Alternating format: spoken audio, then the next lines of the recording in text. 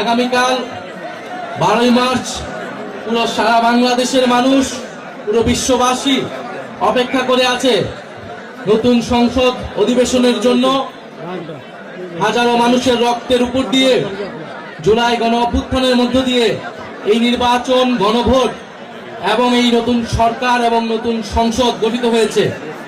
ফলে আমাদের প্রত্যাশা থাকবে, শুধু প্রত্যাশা নয়, আমাদের দাবি, এবং আমরা অবশ্যই সেটা আদায় করে ছাড়বো। সেটা হচ্ছে সংস্কারের দাবি, সংবিধান সংস্কার পরিষদের দাবি, উচ্চ কক্ষের দাবি এবং নতুন বাংলাদেশের দাবি। আগামী দিন থেকে শুরু হবে সেই সংবিধান সংস্কার পরিষদের যাত্রা। আমরা আশা করছি সরকার দল শপথ নিতে সম্মত হবে এবং যে পুরনো রাষ্ট্রপতি, সেই রাষ্ট্রপতিকে সরিয়ে নতুন রাষ্ট্রপতি নির্বাচনের আয়োজন শুরু করা হবে, উদ্যোগ গ্রহণ করা হবে। যদি এর কোনো ব্যত্যয় ঘটে, আপনারা সবই দেখছেন, সবই বুঝেন, সবই জানেন, তারা এর জন্য দায়ী। তারা বাধাগ্রস্ত বাধা তৈরি করবে, আপনারা সেগুলো দেখবেন। আপনাদের প্রতি আহ্বান থাকবে, আপনারা যার যার জায়গা থেকে সোচ্চার হবেন। এটা কোনো দল বা মতের বিষয় নয়, সংস্কার সকলের জন্যই প্রযোজ্য। আপনারা সবাই হ্যাঁ ভোটের পক্ষে ভোট দিয়েছেন না? আমরা এবারে গণভোটে কিসের পক্ষে ভোট দিয়েছি? আমরা হ্যাঁর পক্ষে ভোট দিয়েছি, দল মত নির্বিশেষে। ফলে সেই হ্যাঁকে কার্যকর করা এই সংসদের অন্যতম দায়িত্ব।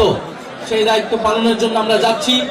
দেশকে দুর্নীতি মুক্ত করার জন্য, ঋণ খেলাপি মুক্ত করার জন্য, চাঁদাবাজ এবং সন্ত্রাসকে মুক্ত করার জন্য আমরা সংসদে যাচ্ছি।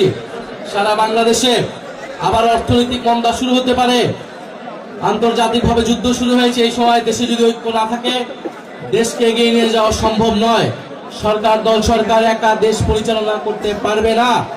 ফলে জাতীয় ঐক্য প্রয়োজন এবং সারা দেশে আমাদের মা বোনদের নিরাপত্তা বিঘ্নিত হচ্ছে। আপনারা জানেন, বিভিন্ন জায়গায় শিশু হত্যা হচ্ছে, নারীদেরকে ধর্ষণ করা হচ্ছে।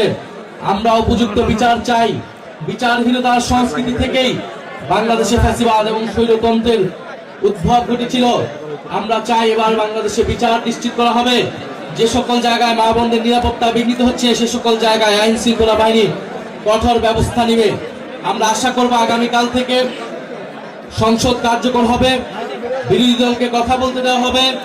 যে সকল কমিটমেন্ট গণভোটে করা হয়েছে, নির্বাচন আগে করা হয়েছে, সে সকল কমিটমেন্ট জাতীয় সংসদে সরকার দল, বিরোধী দল সবাই মিলে পালন করবে। আমরা সেই আশা ব্যক্ত করছি।